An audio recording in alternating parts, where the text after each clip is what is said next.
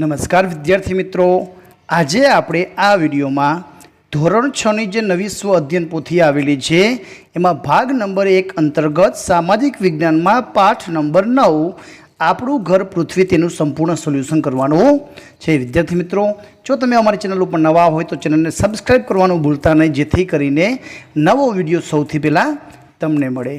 પ્રશ્ન નંબર 1 માં આપેલું છે, નીચે આપેલા દરેક પ્રશ્નના ઉત્તર માટે આપેલા વિકલ્પોમાંથી સાચો વિકલ્પ શોધીને જવાબ લખવાનો છે। પહેલું છે, નીચેનામાંથી કયો ગ્રહ બાહ્ય ગ્રહ છે? તો જવાબ આવશે સી, યુરેનસ। નંબર 2, 180 અંશ રેખાંશ વૃત્ત કયા નામે ઓળખાય છે? તો જવાબ આવશે ડી, આંતરરાષ્ટ્રીય દિનાંતર રેખા। નંબર 3, 66.5 ઉત્તર અક્ષાંશ અને 90 અંશ ઉત્તર અક્ષાંશ વચ્ચે કયો કટિબંધ આવેલો છે? તો જવાબ આવશે શીત કટિબંધ આવેલો છે। નંબર 4, સૂર્યનો ક્રાંતિવૃત્ત વિષુવવૃત્તને વર્ષમાં કેટલી વાર છેદે છે? તો જવાબ આવશે બી, 2 વખત છેદે છે। પ્રશ્ન નંબર 5, પૃથ્વી અને સૂર્યની વચ્ચે ચંદ્ર આવે તો કયું ગ્રહણ જોવા મળે છે? ચંદ્ર વચ્ચે આવે તો સૂર્યગ્રહણ જોવા મળે છે। નંબર 6, તમે 23.5 ઉત્તર અક્ષાંશ પાસે ઊભા છો, ત્યાંથી પસાર થતું અક્ષાંશ કયા નામે ઓળખાય? જવાબ આવશે એ, 23.5 ઉત્તર અક્ષાંશને કર્કવૃત્ત કહેવાય। આગળ જોઈએ પ્રશ્ન નંબર 7, તમે 23.5 દક્ષિણ અક્ષાંશથી 0 અક્ષાંશ પર પહોંચો છો તો તે કયો કટિબંધ આવેલો હશે? તો જવાબ આવશે એ, ઉષ્ણ કટિબંધ। નંબર 8, તમે બ્રાઝિલ દેશમાં રહો છો, તે સમયે ભારતમાં ઉનાળો હોય તો તમે ત્યાં કઈ ઋતુનો અનુભવ કરતા હશો? તો જવાબ આવશે એ, ત્યાં પણ ઉનાળો જ હશે। નંબર 9, કયા ગ્રહને પૃથ્વીનો જોડિયો ભાઈ કહેવાય છે?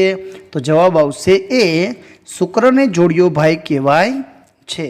નંબર 10, આપણા સૌરમંડળમાં કેટલા ગ્રહો છે? તો કુલ 8 ગ્રહો છે। જવાબ આવશે સી।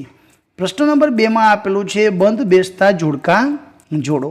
અ અને બે વિભાગને જોડવાનો છે, અહીં એના એબીસીડીનો ક્રમ અક્ષર લખવાનો છે। નંબર 1, 0 રેખાંશને કહેવાય ગ્રીનિચ રેખા।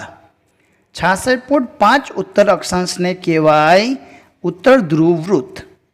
180 અંશ રેખાંશ વૃત્તને કહેવાય દિનાંતર રેખા। 0 અક્ષાંશને કહેવાય વિષુવવૃત્ત। 66.5 દક્ષિણ અક્ષાંશને કહેવાય દક્ષિણ ધ્રુવ વૃત્ત અને 90 અંશ ઉત્તર અક્ષાંશને કહેવાય ઉત્તર ધ્રુવ। તો આ રીતે તમારે જવાબ લખવાના છે। એના પછી પ્રશ્ન નંબર 2 માં આપેલું છે, મને ઓળખો। તો મને સજીવોનો પાલક કહે છે। તો પાલક કોણ? પૃથ્વી। હું સૌર પરિવારનો સૌથી મોટો ગ્રહ ગુરુ। હું હંમેશા એક જ દિશામાં ચોક્કસ સ્થળે દેખાતો તારો છું। તો જવાબ આવશે ધ્રુવનો તારો। હું ઇંગ્લેન્ડના ગ્રીનિચ શહેર પરથી પસાર થતી રેખા છું। તો જવાબ આવશે ગ્રીનિચ રેખા। હું પૃથ્વીની આસપાસ ફરું છું। તો જવાબ આવશે ચંદ્ર। આગળ જોઈએ પ્રશ્ન નંબર 3 માં આપેલું છે, ખાલી જગ્યા પૂરો। આજે આપણે ખાલી જગ્યા સિસ્ટમ દ્વારા જે તે સ્થળના અક્ષાંશ અને રેખાંશ જાણી શકીએ છીએ। તો ગ્લોબલ પોઝિશનિંગ। નંબર 2, પૃથ્વીના ગોળા પર દોરેલી આડી કાલ્પનિક રેખાઓને ખાલી જગ્યા કહે છે। તો જવાબ આવશે આડી રેખા અક્ષાંશ। 90 અંશ દક્ષિણ અક્ષાંશ ખાલી જગ્યા નામે ઓળખાય છે। તો જવાબ આવશે દક્ષિણ ધ્રુવ વૃત્ત। નંબર 4, સૂર્યની 23.5 ઉત્તર અક્ષાંશથી 23.5 દક્ષિણ અક્ષાંશ સુધીની ગતિ ખાલી જગ્યા કહેવાય છે। તો જવાબ આવશે અયન કહેવાય। નંબર 5, પૃથ્વીની સૂર્યની આસપાસ ફરવાના માર્ગને પરિક્રમણ કહે છે। આગળ જોઈએ પ્રશ્ન નંબર 4 માં આપેલું છે, 1-2 વાક્યમાં પ્રશ્નના જવાબ લખો। પહેલો પ્રશ્ન છે કે પૃથ્વીના તાપમાન, પ્રકાશ, ગરમી અને ઠંડીના આધારે પાડેલા ભાગોને શું કહે છે? તો જવાબ આવશે કટિબંધો કહે છે। પૃથ્વીની પોતાની ધરી પર ફરવાની ગતિને કઈ ગતિ કહે છે? તો પોતાની ધરી પર ફરવાની ગતિને પરિભ્રમણ અથવા ધરીભ્રમણ કહે છે। 180 રેખાંશ પર આવેલી રેખાને વાંકી ચૂકી દોરવામાં આવે છે, તેને સીધી દોરવાથી કઈ મુશ્કેલી પડે? હવે આંતરરાષ્ટ્રીય દિનાંતર રેખા એક જ દેશના કેટલાક ટાપુઓ પરથી પસાર થાય। જો એને સીધી દોરવામાં આવે તો એક જ દેશના ટાપુઓ પર સમય અલગ અલગ હોય છે, તેથી ત્યાં પસાર થતી રેખા વાંકી ચૂકી દોરવામાં આવે છે, જેથી કરીને એક દેશના ટાપુ એક દેશની સરહદની અંદર આવી જાય। પ્રશ્ન નંબર 4, સૂર્યનો સૌથી નજીકનો ગ્રહ કયો છે? તો જવાબ આવશે બુધ। બધા જ ગ્રહો કોની પ્રદક્ષિણા કરે છે? તો જવાબ આવશે સૂર્યની। જાણીતા નક્ષત્રોની કુલ સંખ્યા કેટલી છે? તો કુલ 27 નક્ષત્રો આવેલા છે। બુધને આંતરિક ગ્રહ શા માટે કહેવામાં આવે છે? કેમ કે બુધ પૃથ્વીની સૌથી નજીકનો ગ્રહ અને સૂર્ય અને પૃથ્વીના અંદર ભાગમાં આવેલો છે, એટલે આંતરિક ગ્રહ પણ એને કહેવાય છે। પ્રશ્ન નંબર 9, કયા ગ્રહને પાઘડિયો ગ્રહ કહે છે? શા માટે? તો શનિ ગ્રહને પાઘડિયો ગ્રહ કહે છે, કેમ કે શનિની આસપાસ નીલા રંગના 3 તેજસ્વી વલયો આવેલા છે, જે પાઘડી જેવો આકાર છે, એટલે એને પાઘડિયો ગ્રહ કહે છે। પ્રશ્ન નંબર 5માં આપેલું છે, નીચેના પ્રશ્નોના ઉત્તર 2-3 વાક્યમાં લખો। દક્ષિણાયન એટલે શું? તો 22 જૂનથી સૂર્યના સીધા કિરણો કર્કવૃતથી ખસીને દક્ષિણ વિષુવવૃત્ત તરફ પડવાનું શરૂ થાય છે, તેને દક્ષિણાયન કહે છે। નંબર 2, સંપાત દિવસ કોને કહે છે? તો સૂર્યનો ક્રાંતિવૃત્ત અને વિષુવવૃત્ત વર્ષમાં 2 વાર એકબીજાને છેદે છે, જે દિવસે તે બંને એકબીજાને છેદે તે બિંદુને સંપાત દિવસ કહેવામાં આવે છે। આગળ જોઈએ પ્રશ્ન નંબર 3, લીપ વર્ષ એટલે શું? હવે પછીનું લીપ વર્ષ કયા વર્ષે આવશે? વિદ્યાર્થી મિત્રો, કે જે વર્ષમાં ફેબ્રુઆરી માસમાં 29 દિવસો હોય તે વર્ષને લીપ વર્ષ કહે છે। લીપ વર્ષ દર 4 વર્ષે આવે, છેલ્લી વખત 2020માં આવ્યું હતું, એટલે હવે આ પછીનું આ વર્ષ એટલે કે 2024નું વર્ષ લીપ વર્ષ છે। તો વિદ્યાર્થી મિત્રો, 2024નું લીપ વર્ષ હોય તો હવે આવતું લીપ વર્ષ કયું છે એ મને કોમેન્ટમાં જરૂરથી જણાવજો। નંબર 4, જો પૃથ્વી સૂર્યની આસપાસ ન ફરે તો શું થાય? તો જવાબ આવશે, જો પૃથ્વી સૂર્યની આસપાસ ન ફરે તો દિવસ રાત ન થાય, જે ભાગ સૂર્ય સામે હોય ત્યાં હંમેશા અંજવાળું જ રહે, અને જે ભાગ સૂર્યની પાછળ ત્યાં અંધારું જ રહે, અને પૃથ્વી ઉપર જીવસૃષ્ટિ ના થાત। આગળ જોઈએ તો પ્રશ્ન નંબર 6, નીચેના વિધાનો માટે કારણો આપો। પહેલું છે, દર પૂનમે ચંદ્રગ્રહણ થતું નથી, કારણ કે? તો જવાબ આવશે, ચંદ્રને સૂર્ય તરફથી પ્રકાશ મળે છે, તેથી ચંદ્ર તરફ જતા સૂર્યના કિરણોની વચ્ચે પૃથ્વીનો અવરોધ આવે, એટલે ચંદ્રના એટલા ભાગમાં અંધકાર રહે, પૃથ્વીના એટલા ભાગને પડછાયો ચંદ્ર પર પડે છે। ચંદ્રનો આ ભાગ આપણને દેખાય નહીં, જેને ચંદ્રગ્રહણ કહેવામાં આવે છે। આ ઘટના પૂનમની રાતે થાય છે।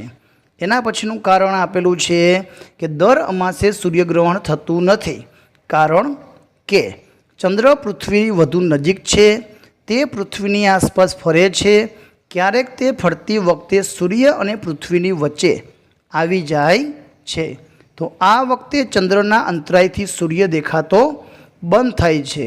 આ ઘટનાને સૂર્યગ્રહણ કહે છે।